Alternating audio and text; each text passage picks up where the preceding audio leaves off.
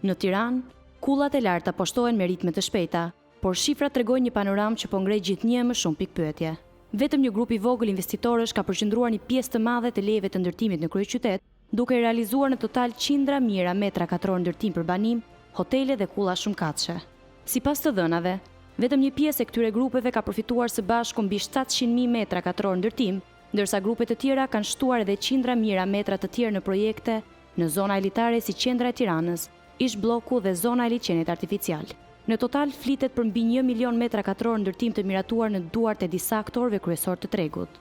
Por, mënyra e financimit është ajo që po tërheq vëmendjen më të madhe. Sipas analizave dhe ekspertëve, shumica e këtyre projekteve nuk mbështeten te kredit bankare. Përkundrazi, financimi vjen kryesisht nga parapagimet e blerësve, marrëveshjet e kleringut dhe kapitalit privat, ndërsa huat bankare zë një pjesë shumë të vogël. Ekspertët thonë se ky model e bën shumë të vështirë të kuptohet burimi real i paras që qarkullon në ndërtim, sidomos në projekte që arrin vlera qindra milion euro. Ndërkohë, Banka e Shqipërisë dhe analistë ekonomisë kanë ngritur shqetësime për rrezikun që sjell një treg ku ndërtimi financohet më shumë nga paraja private dhe parapagimet, sesa nga sistemi bankar.